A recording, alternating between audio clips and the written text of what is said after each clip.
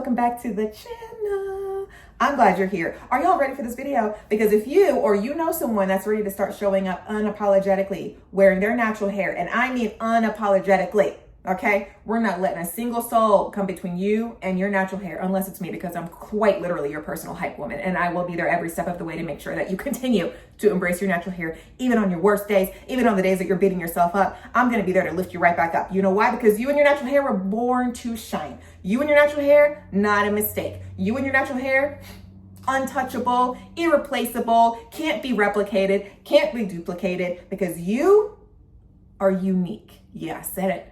I said it and I mean it.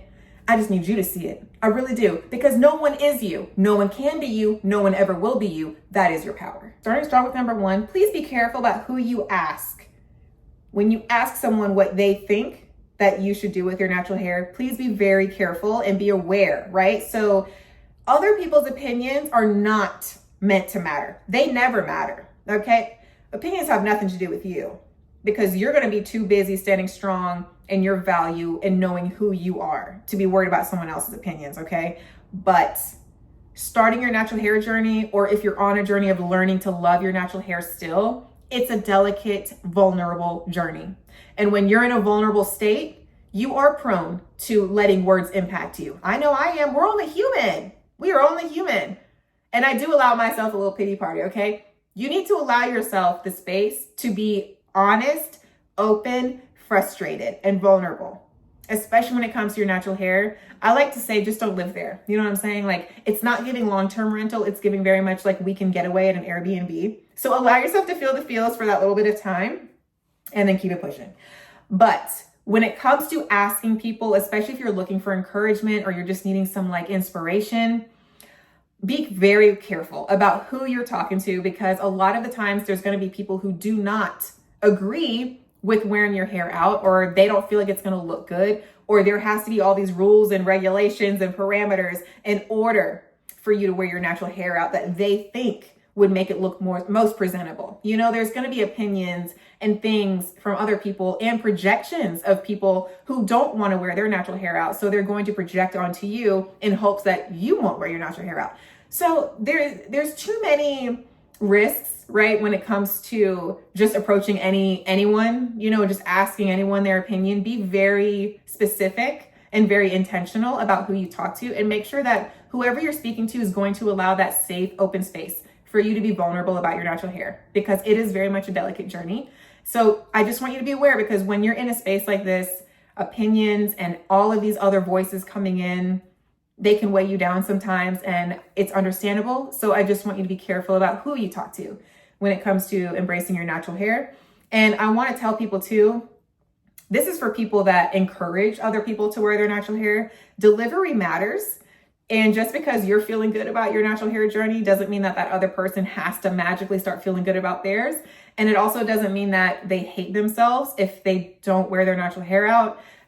It's really a delicate thing. And I hate when people say you don't wear your natural hair out because you hate yourself, or you feel like your hair is hard because you don't want to take the time to learn it. Like, I hate when people say that. Ooh, because you don't know anyone's journey, and what's easy for someone might be difficult for someone else.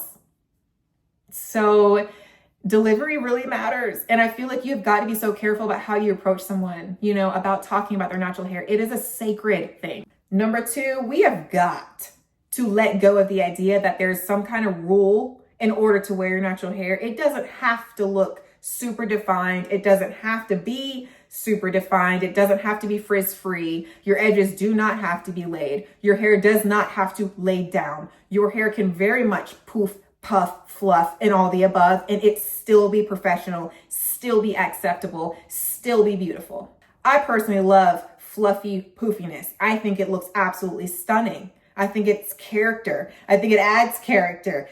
There's something so beautiful about it, and so fun and like free and alive. I don't know. There's just something about it. I personally love fluffy, frizzy hair. We love defined hair. I think it's beautiful, but there's no rule that it has to be. It doesn't have to be anything in order to be presentable and beautiful.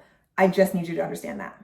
Now, once you start wearing your hair out, relying on other people to validate that can be very dangerous, because it's already going to be an uncomfortable process or it might not be. But if you're uncomfortable, just know that magic happens when you're uncomfortable. It can be a delicate process. And so sometimes you're looking to make sure that you're doing the right thing. I need you to understand that the hair that you're born with, yeah, you're doing the right thing, period. Okay, it's the hair you're born with.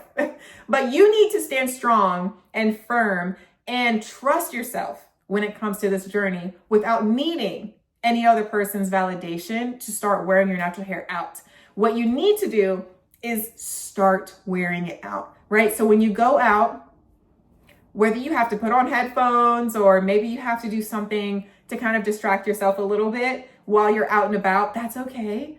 Okay, everyone has their own thing. Everyone has their own journey. I personally love to put headphones in when I'm feeling a little anxious and I listen to my favorite song, or I even sometimes just put headphones on and there's nothing playing. But to show up, just the act of showing up, you're eventually going to trick your brain into feeling like, okay, this is actually okay, right? All of those negative thoughts are going to slowly start disappearing, and that feeling of feeling anxious will slowly start disappearing the more often you start going out wearing your natural hair.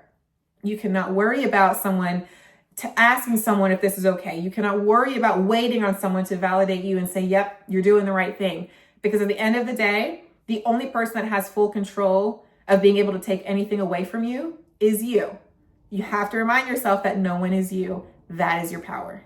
The last thing is I've talked about the comparison trap. And this all might seem such simple things and like it's not a big deal. These are things that impact you and you don't even realize it. All of the outside noise in this world can 100% impact you in not a great way and prevent you from showing up as your most authentic self, because at the end of the day, there are going to be people who do not want you to do that. Okay? Now, the last thing is comparison is the thief of joy. And I've talked about this before, and I'm going to repeat it because I've even caught myself doing it. All right. I had a moment the other day where I did it and I was like, okay, hold on, Allie. Reel it back in. Okay. I had to give myself a little reminder. We are our worst critics. Okay. We are the most hardest on ourselves.